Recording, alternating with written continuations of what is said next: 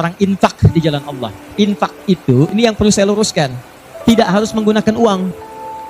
Infak itu pemberian bersifat materi. Makanan itu infak, pakaian itu infak, buah-buahan itu infak. Silahkan berbagi, walaupun nggak ada uang, bisa kita gunakan dengan yang lain. Cek, kalau antum main ke Auckland, ke New Zealand, ya, di situ ada donation itu bukan cuma dengan uang, food. Kadang mereka kasih dengan makanan. Ada yang nyimpen ciki, kotaknya di situ. Di kotak infak itu, kotak dalamnya ada ciki, ada beras, dan macam-macam. Sampingnya ada yang uang. Cuman mesti dilihat dulu bagaimana bentuk kotaknya. Ya, kalau kotaknya belahan kecil, itu pasti uang, bukan beras. Oh, ini beras nih, dibuka dulu karungnya, diginikan. Tidak, bukan. Silakan bebas. Ya, dan itu nilainya tinggi.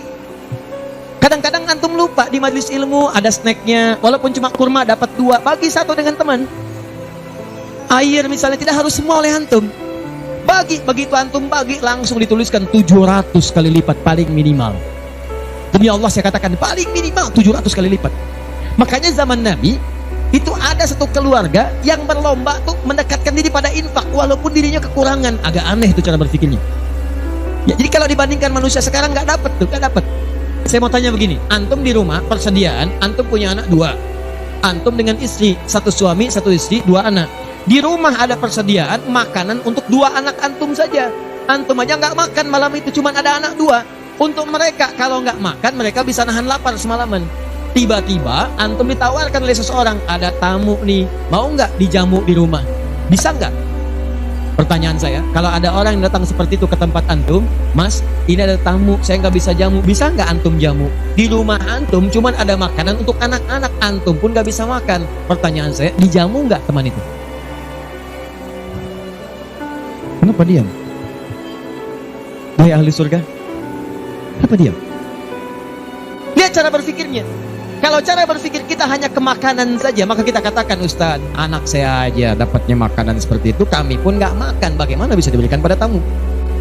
Tapi cara berpikir Tolhah dan keluarganya agak beda. Begitu Nabi katakan ada tamu, kita datang langsung angkat tangan, duluan ngangkat, padahal yang lain banyak yang punya banyak makanan. Tapi cara berpikirnya, kapan lagi saya dapat 700 lebih? Kapan lagi saya dapat? Diangkat langsung tangannya. Ya Rasulullah, saya. Sebelum yang lain ngangkat, angkat tangannya. Maka diantar kemudian ke rumahnya. Sampai di rumah, istrinya dikatakan, duhai sayang, ada titipan Rasulullah. Bahasanya bukan ada tamu, ada titipan Rasulullah. Allahu Akbar. Ada titipan Rasulullah. Maka istrinya langsung membaca, saya paham. Saya bertugas menidurkan anak-anak dulu, tidurkan. Yang suaminya menyiapkan makanan. Begitu sudah jadi, kata suaminya kepada tamu tadi, Anda silahkan makan di sini, saya temani dulu istri saya. Gak enak rasanya meninggalkan sendirian. Begitu temannya makan, dia berpura-pura makan di bilik yang lain, membunyikan bunyi-bunyi seakan-akan makan. Begitu sudah kenyang, tanpa mukaddimah yang lain langsung pamit. Terima kasih sudah menjamu saya, semoga Allah berikan pahala. Pamit malam itu juga. Begitu selesai pamit, subuh-subuhnya datang menghadap pada Rasulullah pagi-pagi. Apa yang terjadi? Turun ayat Quran surah 59 ayat 9 sampai 10 itu. Walladzina tabawwa'ud dar, sampai ke kalimat wa yu'thiruna ala anfusihim walau kana bihim khasasah. Oh, cara berpikirnya. Jadi kalau antum melihat peluang seperti ini, enak teman-teman sekalian, banyak sekali. Tidak harus uang, pakaian, makanan, macam-macam. Jadi kalau antum beli buah tuh, antum beli 5, di rumah ada 3 orang, berarti antum mesti sadar Allah titipkan yang 2 lagi untuk peluang infak antum. Bukan untuk antum habiskan semua. Kok bisa orangnya cuma 3, beli mangga 5? Siapa yang menggerakkan antum untuk beli 5 mangga? Orang cuma 3, berarti yang 2 lagi itu Allah gerakkan untuk mendapatkan pahala. Ada peluang di situ. Lu kepada siapa ya Rasulullah saya berikan? Kepada siapa ya Allah saya infakkan? Ini yang sering keliru. Kata Allah langsung turun, fi sabilillah, yang utama itu 5 dulu. 5. Kalau Anda temukan 5 ini, dia peluang infaknya sangat tinggi untuk diberikan. Siapa mereka ini? Ada di Quran surah kedua ayat 215, paling kanan sebelah bawah. Yas'alunaka madza yunfikun. Mereka bertanya pada Muhammad sallallahu alaihi wasallam, ya, awas, apa yang harus kami infakkan? Pada siapa? Maka turun jawaban, qul ma anfaqtum min khair. Katakan kalau mau infak mesti yang paling bagus. Jadi kaidah pertama, awas, ada peringatan di Al-Baqarah ayat 267. Wala tayammamul khabitha minhu tunfiqun walastum biakhidhihi illa an tughmidu fi. Jangan kamu infakkan pada orang lain yang kamu tidak suka. Melihatnya aja kamu nggak suka, dikasih orang. Antum punya uang 50.000 2, 1, wah masih keras, bagus, luar biasa, masuk dompet enak dilihat. Yang kedua, wah sudah lecek, Dekil of the kumel. Wah, dilihat gak enak, baunya gak nyaman. Tiba-tiba ada orang lewat. Pak, sedekah Pak. Pertanyaan saya, maaf, mana yang antum berikan? Yang lecek atau yang bagus? Tuh. Ingat, kalau urusan zakat mal, berikan yang bagus. Zakat mal, pilih. Paham? 5 orang ini siapa? 1, lil walidain, orang tua. Ini orang tua ini gak pernah minta, jarang sekali. Cuman kita yang mesti paham. Kan sama, antum pun suka ngasih isyarat, mama, mama, mama, mama. Oh, mau makan, makan. Mama, mama, mama, mama, boneka, boneka. Antum setelah dewasa mesti paham. Kadang-kadang orang tua tuh gak minta, gak pengen nyusahin anaknya. Padahal orang tua udah susah, melahirkan susah, mengandung juga susah, merawat susah, menyusui susah. Sudah dewasa pun antum masih susahin juga. Kapan antum berbaktinya? Tapi kadang-kadang cuma nanya, nelpon apa kabar, padahal di rumahnya itu Masya Allah lagi kurang beras. Beras kurang, listrik belum dibayar. Kirimkan, sebelum diminta kirimkan. Itu begitu antum kirimkan, demi Allah saya katakan, di hadits Al-Bukhari, di kitab Al-Adabul Mufrad, bukan cuma mendapatkan lipatan pahala kalikan 700 lebih, tapi ridha Allah turun ke tempat antum pada saat itu. Kalau sudah turun, semua doa yang antum mintakan minimal akan dijawab pada saat itu. Itu rahasianya. Kalau dengan urusan orang tua itu udah gak usah bikin. Begitu mengatakan, nah gini-gini, datang aja mah. Walaupun gak ada, katakan, insya Allah mah selesai. Insya Allah, berusaha antum. Begitu antum dapatkan seperti orang tua mengusahakan untuk antum dulu, maka pahala dilipat gandakan, ridho turun seketika. Kejar. Wal aqrabin, kerabat terdekat. Kerabat dibagi 2. Ada yang tempatnya jauh tapi hubungannya dekat. Punya saudara sekandung, tinggalnya di Palembang, antum di Semarang. Ayo kirimkan. Anak bibi gak bisa nih pendidikannya, bantu, antum ada, bantu, nilainya tinggi. Jangan dikira ringan. Nih bagian kedua nanti kalau saya terangkan banyak nih. Tenang aja, kita masih sampai subuh. Bagian kedua saya ikutin deh. Antum jual saya beli. Ya, cuman saya beli sampai 9:30. Ya. Paham? Ayo akrabin. Yang kedua itu, maaf, golongan kedua akrabin bisa tetangga. Orang yang tidak ada hubungan famili secara mahram, cuma tetangga antum. Tapi kalau yang kedua ini, Allahu Akbar, indahnya Al-Quran. Cek oleh antum, silahkan cek. Walaupun beda agama, itu tetap ada peluang infak. Gak ada ketentuannya kecuali di Quran. Gak ada aturannya kecuali di hadis. Buka Quran surah ke-31 ayat 15, paling kiri sebelah atas. Ada anak muslim, orang tua belum Islam, belum dapat hidayah.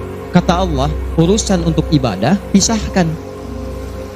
Orang tua jangan paksa, doakan dia, silahkan dakwahi. Tapi urusan dunia, wasahibhuma fid dunya ma'rufa. Wa in jahadaka ala an tusyrika bima laysa laka bihi ilmun fala tuti'huma. Urusan ibadah masing-masing, kalau diajak-ajak enggak usah ditaati, tolak dengan cara yang lembut. Tapi kalau urusan dunia, bagi. Antum muslim, orang tua belum Islam, antum punya kelebihan, uang agak banyak, melimpah, makanan ada, bagi. Kata Allah, jangan lihat kemudian kepercayaannya karena dia belum muslim, bagi. Indah teman-teman sekalian. Dan itu ada pahalanya. Begitu antum berikan, masuk yang halal. Begitu halal masuk, kan haram keluar. Kan cara berpikirnya begitu. Halal masuk, yang haram keluar. Begitu keluar, sekat di hatinya terbuka. Karena yang haram itu saat masuk di hadis Muslim, haram masuk natah sauda, noda hitam. Noda menutup. Kalau masuk jadi daging dia, antum misal, iyadzubillah, bukan antum, ada orang lain konsumsi yang haram. Yang haram masuk ke dalam mulutnya, masuk ke tubuhnya, beredar dengan darah, jadi daging, masuk ke telinga. Quran surah 6 ayat ke-25. Wa fi adhanihim waqra, di telinganya ada sumbatan. Maka yang haram cepat kedengaran, yang halal susah. Masjid dekat, suaranya dekat, Allahu Akbar susah. Tapi konser yang macam-macam, yang joget, yang ini, yang itu, nyampe tuh konser di Jakarta dari Semarang tembus ke sana. Wa ada absarihim ghishawah, masuk ke mata jadi penghalang, nutup. Quran surah kedua ayat ke-7. Gak kelihatan. Orang ke masjid itu bukan gak kelihatan, nampak, cuman gak ada dorongan. Akhi, ayo ke masjid. Ya, alhamdulillah, nanti. Padahal yang besar lewat, kecil lewat. Yang paling aneh itu begini, kok bisa antum lewat depan masjid padahal bisa lewat jalan lain? Kenapa Allah antarkan sampai lewat depan masjid? Jadi kalau sudah Allah antarkan ke tempat-tempat yang baik, belum ingat Allah juga, antum mesti diantarkan kemana lagi? Kok bisa antum lewat dengar adzan padahal bisa antum lewat jalan lain gak kedengaran adzan? Kenapa kemudian yang dengar antum? Kok bisa lewat jalan itu kelihatan mata padahal bisa ada jalan lain? Kok bisa ngelihat? Kalau Allah sudah berkehendak kebaikan, antum masih belum bisa membacanya, masih ditanya. Itu pasti ada maksiat masuk. Caranya keluarkan. Kalau yang haram masuk, masukkan yang halal. Maka yang haram akan dihancurkan. Hancur, hancur, hancur. Kemudian muncul yang halalnya. Kalau halal sudah masuk, maka hati itu akan mudah untuk mendekat kepada Allah. Doakan, doakan. Demikian tetangga kita.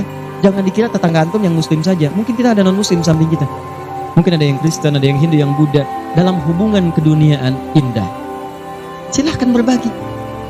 Apa antum gak pernah dengar hadis Nabi? Siapa yang masak makanan, baunya sampai ke tetangganya, maka bagilah dia walaupun cuma kuahnya. Tapi maksudnya bukan daging yang antum makan, kuahnya antum bagi. Bukan. Tidak. Maksud hadis itu walaupun cuma masak kuah, bagi juga supaya dia tidak negatif thinking, tidak salah paham. Antum gak ada ayam, adanya singkong, cuma dimasak bumbu opor. Bumbunya opor, tapi dagingnya singkong. Dimasak gak antum bagi, tetangga bilang, oh masak opor enak nih, padahal singkong. Dibagi walaupun cuma kuahnya. Tapi pertanyaan saya, apakah hadis itu mengatakan kalau tetangga anda muslim saja? Tidak.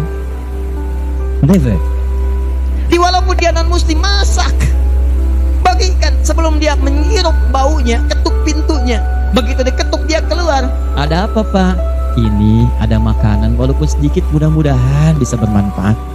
Bapak baik sekali, terima kasih. Bukan baik, Allah yang memerintahkan saya untuk berbagi. Dan saat itulah kalimat Allah mengalir di hati yang paling bening, menghunjam ke jiwanya. Masuk jadi hidayah. Masya Allah, besok-besok dia ketuk pintu kan, Assalamualaikum. Udah bisa Assalamualaikum tuh. Sebelumnya tidak. Begitu dibuka sambil mengembalikan yang kemarin, ya, panci yang kemarin dikembalikan. Pak, ini apakah Allah sudah memerintahkan berbagi lagi hari ini? Oh.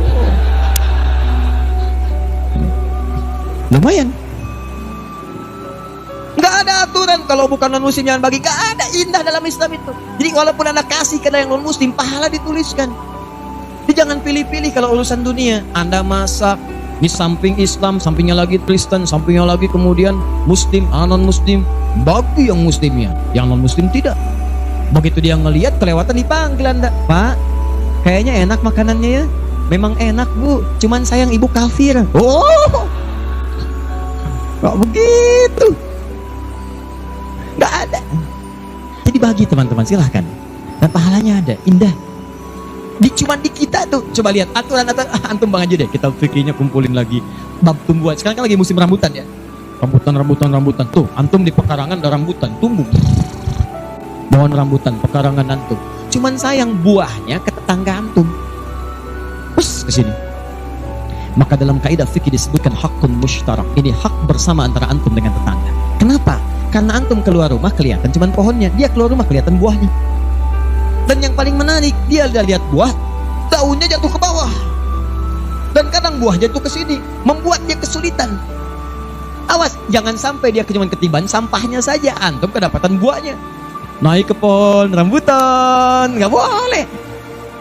Apa yang harus antum lakukan? Datangi dia, ketuk rumahnya, sampaikan, Pak, maaf, saya cuma mau ngasih tahu itu ada pohon rambutan. Iya, saya juga tahu, punya bapak kan? Bukan, itu memang pohon saya, cuma buahnya merambat ke tempat bapak. Terus, itu hak kita bersama.